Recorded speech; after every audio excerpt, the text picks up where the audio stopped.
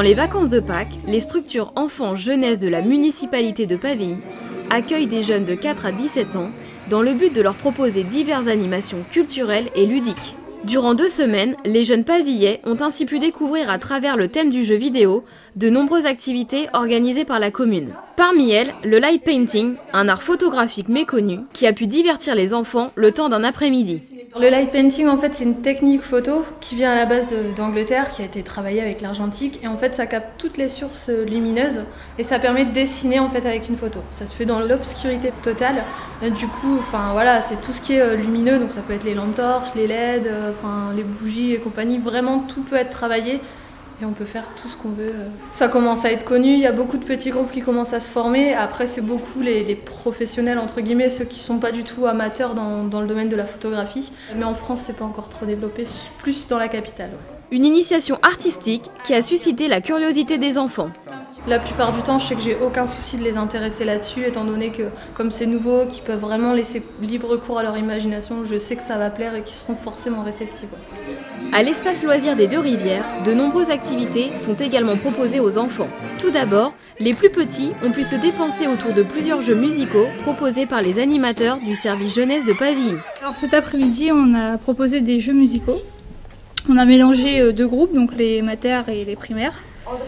Le premier jeu, c'était on avait placé plein de cerceaux dans lesquels les enfants se mettaient dedans.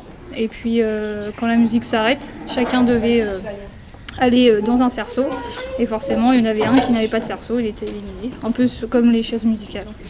On a aussi proposé des jeux de chant.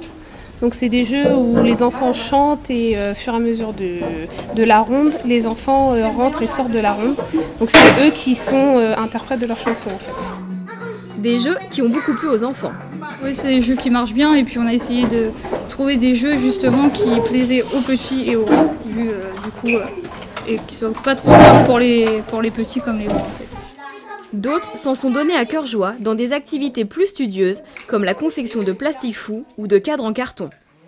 Ce matin, j'ai fait du plastique fou et cet après-midi, j'ai fait des cadres Mario puisque le thème de ces vacances est les jeux vidéo.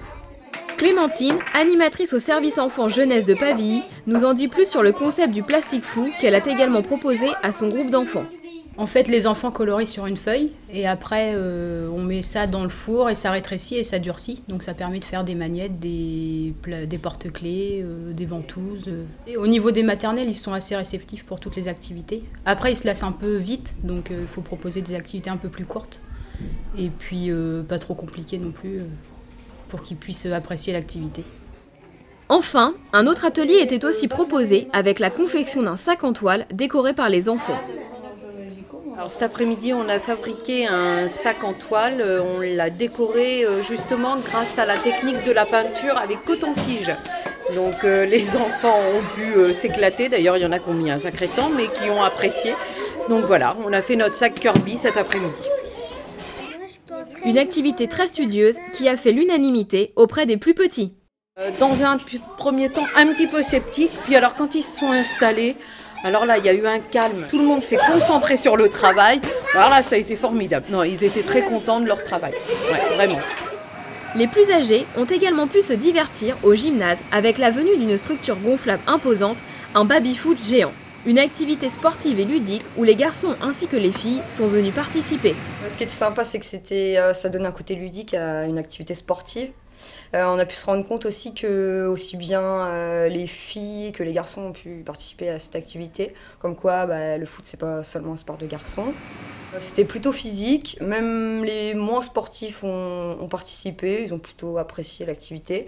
Il n'y a pas que les enfants qui ont apprécié l'activité, les animateurs aussi. C'était une première fois, ça aurait peut-être été plus sympa s'il avait fait beau et qu'on avait pu le faire en extérieur, mais que du positif pour cet après-midi. À 16h30, c'est l'heure du goûter, un moment convivial où les enfants sont rassemblés dans la grande salle du centre de loisirs pour partager ensemble les activités réalisées tout au long de cette journée. Avant, une dernière petite chansonnette.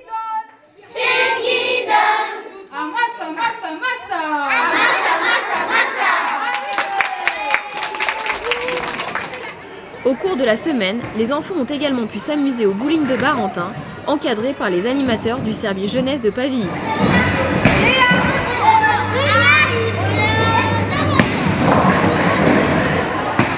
Les parents ont pu inscrire leurs enfants à toutes ces activités mises en place par le service jeunesse de la mairie grâce à la Régie Famille, une nouveauté à Pavilly. Patrice Euzet, régisseur adjoint, nous explique le concept de la Régie Famille. La Régie Famille, c'est le regroupement de plusieurs régies qui existaient depuis plusieurs années sur Pavilly, notamment les régies cantines, les régies du centre de loisirs et du périscolaire, plus différentes petites régies, notamment les locations des salles à la Maison pour tous.